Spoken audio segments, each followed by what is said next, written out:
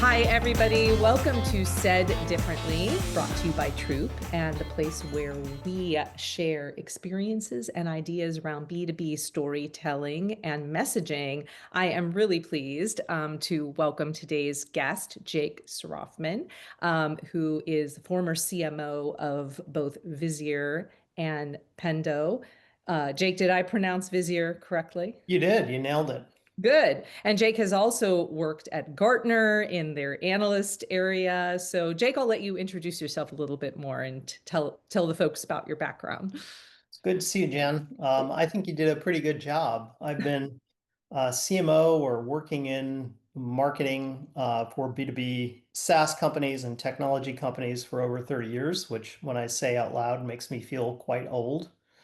But the more notable companies that I've been part of, Jen mentioned Visier, Pendo, and I spent 5 years as a Gartner analyst and chief of research. And if you were to trace my entire professional history, you'd probably find 15 venture-backed software companies, some of which were successful, others conspicuously were not. But that's how it goes. I think that's a pretty common experience of many B2B CMOs. 100%. And Jake is also an avid sailor, and we could weave in lots of sailing related metaphors to this discussion. Favorite topic. This is my second favorite topic. All right. Well, Jake, I'm really glad to have you on board because, one of the areas that I really wanted to dive in with you about, especially with your background and working so closely with some really great C-suites, both at Visier and Pendo, is, I think what we're going to focus on today with your conversation is that C-suite level mindset around messaging. But before we go there, why do we need to care about messaging at all? Why is messaging effectiveness? Can't we just have messaging and like everyone has a story? Well, let's just tell it. And, why do we care? Well, it's a good question. And I think Thank you. it's a great question because I think a lot of people will understate the importance of messaging, think of it as like a nice to have or sort of discretionary. I think it's everything. It might be second to great products Mm, as the leading predictor of revenue performance for a company. And when I think about why, I think about my own habits and behaviors as someone who used to be hyper focused, mm, when someone used to read at least a book or two a week. My attention span is shattered, and I think everybody else feels that way as well.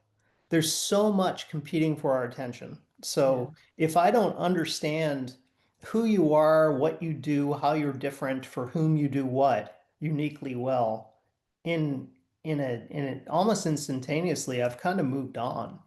Yeah. So, and what I just described sounds easy to do, but it sounds easy, but it's really hard to do, is to create really crystallized, stilled messaging that speak to a differentiated problem and pain to a target buyer nearly instantaneously. That is a really, really difficult challenge, but when you get it right, it's rocket fuel. Yes. You said it amazingly well. I mean, and I think story is having a real moment right now. When I jump on LinkedIn, a lot of folks are talking about story. Brand is too, but story is related to that, especially Mhm. because the story experience is something everybody receives as they're getting communication, either written or verbal. But story also is weighed down by a lot of opinions. Big time. And C-suite has both guilt and opportunity as it relates to story. Can you talk a little bit about some of your experience with as a CMO, working with the rest of the C-suite, especially the CEO, understanding what are the dynamics around story and messaging? When do they care? When do they not care? When does the CEO step in? Love to hear your experience on that. So I think the CEO is the chief storytelling officer. Mm, So CEOs that are great storytellers, and we can think of great examples, just really conspicuous, visible CEOs who get it right. Mark Benioff comes to mind, Steve Jobs, of course, yeah, of course. even Larry Ellison. Like there are some great Yeah, CEOs, Bill McDermott, that yeah, just can move an audience. Yeah. and really, really get people to believe and understand. Hmm. That's a unique skill, and not every CEO is that. That's true. Some are more introverts, or some take more of a behind the scenes, but they're still storytelling within their organization. 100%. And I'm an introvert, and um, I think it's easy to conflate great storytelling with big personality. And it Mm, doesn't need to be the case. There's mm, a structure to story, right? There's a narrative arc. yeah, Um, and I think people over rotate on this, by the way. I think that when people talk about storytelling, they can get kind of lost in the sauce of methodology. yeah, It's yeah, sometimes it's as simple as just being able to really clearly and articulately and succinctly express for whom you do what uniquely well, and to use examples and anecdotes to really bring that to life. And that doesn't require stagecraft and big personality and presence and yeah, charisma. It yeah, just requires the care and attention to putting together that structure and really caring about how that story is told. In fact, that makes, to the degree that you're creating a messaging architecture that's built around what I just described, that's yeah, much more repeatable and much more leverageable at scale. yeah. Because Bill McDermott has, I don't know how many, thousands of sellers out in the field who need to somehow bring to life that story. And not everybody has what he uniquely brings. It's true. But some CEOs really want you to replicate exactly how they do it, Yeah, right? and they And shouldn't. in fact, I just had a conversation recently with somebody who said, yeah, our founder CEO, especially if it's a founder CEO, right? They really are very deeply connected to that story, their origin story, the story they've had ever since they started the company day one, but not everyone can sell the story quite like they can. So, I think it's a mistake. I think of it as flexibility within a framework. The mhm, framework is the story, and that story has structure and it has narrative arc and tension and things that are at stake. And all those things need to be present within the storytelling. mhm. But what you bring to it, the words you use, the energy you apply to it should be uniquely yours. Otherwise, I think it rings hollow. It comes across as shallow and inauthentic. Yeah. So talk a bit about how you see CMOs or product marketers, even CROs, working with the CEO or the rest of the C-suite to figure out what do we need to do around storytelling? Is this a top-down push? Is this a Mm-mm. bottom-up? How do we balance that? Ultimately, it needs to come from the top, and I'll qualify that because this goes off the rails all the time. Mm, But the CEO and the C-suite needs to feel it in their bones. They need to believe deeply because they're, again, the chief storytelling officer. They're going to be the ones most visibly reinforcing this and bringing energy to it and creating goals around it, etc. But it needs to be embraced across the organization. So if you think of, like, to use your words, top down, bottom up, CEOs can kind of show up to the party with strongly held opinions around yeah. what good storytelling looks like, where they can be almost rigid about that being the right story, even in the face of evidence to the contrary, Mhm. or lack of belief within the broader organization. So the mutation of this is that they beat the drum on the story they want to be told. People don't feel comfortable challenging it, and it dies a slow death because it never gets internalized, assimilated, and repeated out in the wild at the edges of the organization. And also to something you were just mentioned is the evidence. I find that sometimes the evidence is non-existent or very, very slim.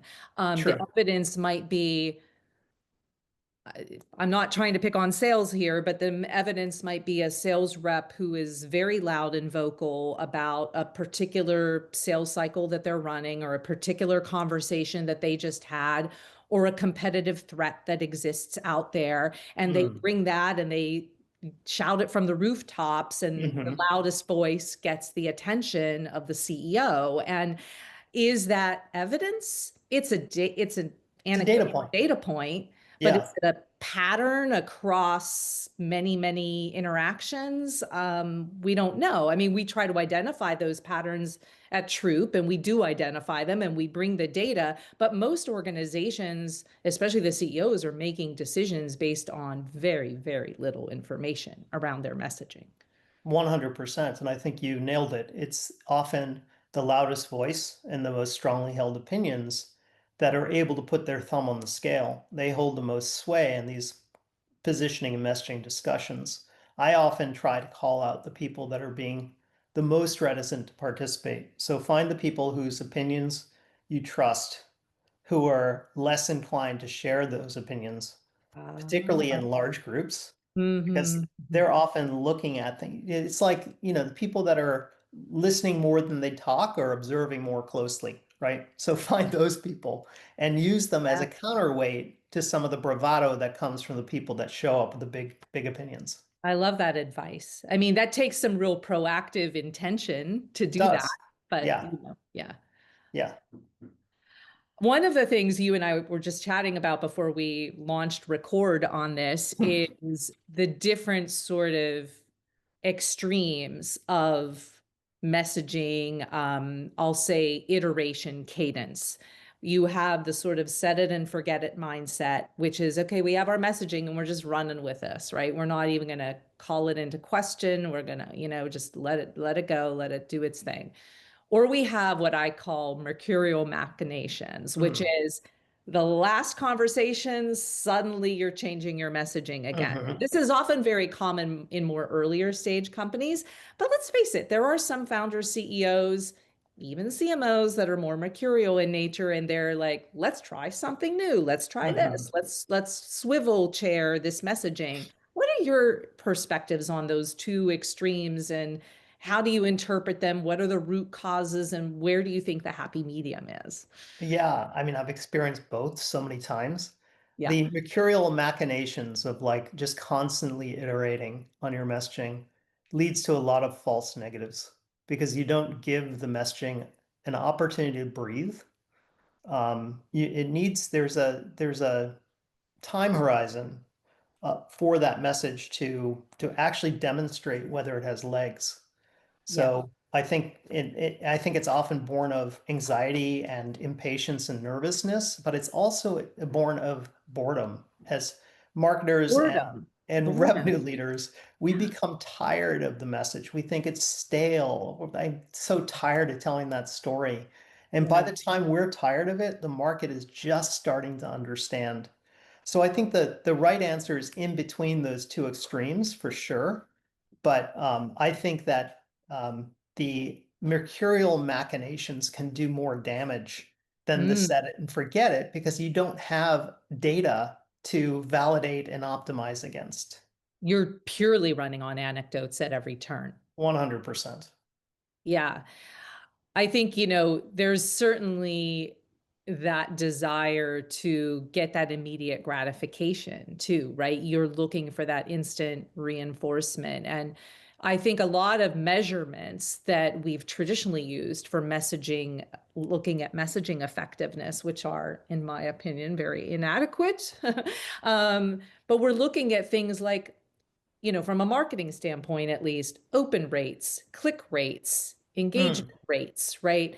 And they don't really isolate the story. They don't really isolate the message. And yes, you can A/B test certain things, but they're not looking at the long tail of that story, right? hmm. Okay, what happens to that story now? Okay, after they click your email or after they convert a form on your landing page, well, what happens to them afterwards, right? Well, how does Totally. that story continuity look like across that whole journey?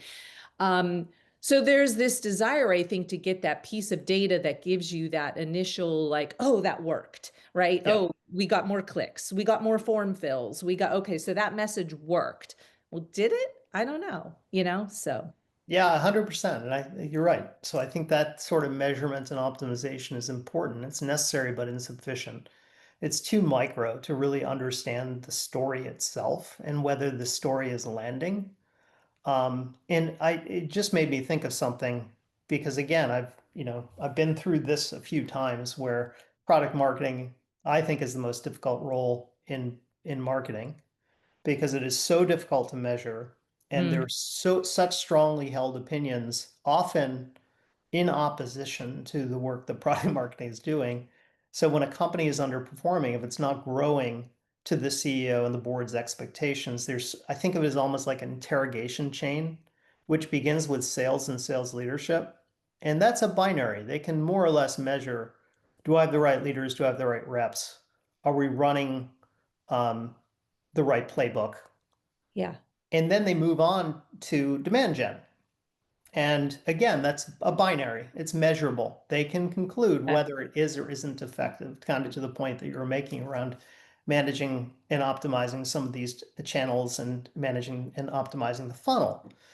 Then the third thing they move on to, once they're satisfied that demand uh, demand gen is doing their job, as they move on to product marketing, and then they find that it's more or less a dark art and that they Yeah. can't measure it. They wouldn't know what to measure. And then they Yeah. look at the person in the seat and it becomes a vote of no confidence, That's right? right. Is that person, do they get it? Do they understand the story that we need to be telling? And that's Mhm. why product marketing is such a very difficult job. Being a product marketing leader, it's a high churn role. Those that get it right have long and rewarding careers. Those that um, are still iterating through the process of finding the story that is going to drive growth for the organization find themselves in a vulnerable position. Sorry, that was a long answer. No, I think that was said very well, and it actually reminded me of an experience I had as a head of marketing, where there was a dispute around whether our messaging was doing its job, and we had a sales leader who was constantly pointing at our product marketer and saying they're not doing their job, the messaging isn't working, that we had no data. Yes. It was all based on how Gut sales feel. was feeling about their Yeah. performance. And the product marketer was caught in the middle. I had to figure out, do I defend this product marketer? Mhm. How do I talk about this product marketer to our CEO, who is now calling into question whether or not, well, what is the problem? Is the problem this person? Is the problem our messaging? Is it something else in the sales cycle that, so you're caught up in the middle of that, and the CEO has to make a call at a certain point. So going back 100%. to the top of our discussion, how does the CEO even deal with this? How do they make sense of it? Yes, 100%. I've often, whenever I've had a marketing leader reporting to me, I've said, you have the two most important stakeholders in this organization are the CEO and the CRO in that Yeah. order, Hmm. right? You need to have their trust and confidence. I'm third. Yeah. Interesting. Yeah. So Hmm. getting back to kind of the top of this, Jake, just to wrap this up, as a CMO, what advice would you give other CMOs on how they can best work with their CEO, Hmm. um, to measure messaging, prioritize it, and how to understand, kind of related to prioritization, understand why it matters so much. Why is this such a critical thing for the business? Two pieces of advice. Make sure the CEO is involved front to back and bring data. Hmm. And it's really as simple as that, because if they're not involved and they don't feel deep ownership in whatever you come up with, there may be this not invented here thing. They may fail to adopt it. If it's not the thing that they're most excited to talk about, it's never going to work. And the only way to defend against the CEO's strongly held opinions is with data. You need to have data to make the case. Yeah, that's great. I guess, what would you do if the CEO does not want to plug into this? What is there? Yeah. Well, Yeah. maybe I should work somewhere else, Yeah. or is There's that. There's that. I think the best CEOs get this. And if you're, um, using a little bit of your own marketing magic internally, you'll find a way to convincingly tell that story to the CEO that will make them Mhm, feel it and mhm. understand why they need to be involved so closely in this process. But Yeah. that is the precondition of any of this being successful. I think messaging is ultimately owned by the CEO. That's not to say that they're responsible for doing all the work. In fact, in most cases, you don't want them to. Yeah. Yeah. Yeah. So said differently, they have to have that top-down prioritization, leadership, and push on this, but the execution of it is still going to be owned by marketing, but hopefully in close collaboration with their sales organization too. Yes, 100%. It's that partnership between marketing and sales and the CEO that's so critical to making this all stick. Awesome. All right. Well, I appreciate your time today, Jake. This was a great conversation. Of course. And thanks for joining us. Yeah, my pleasure. Thank you, Jen.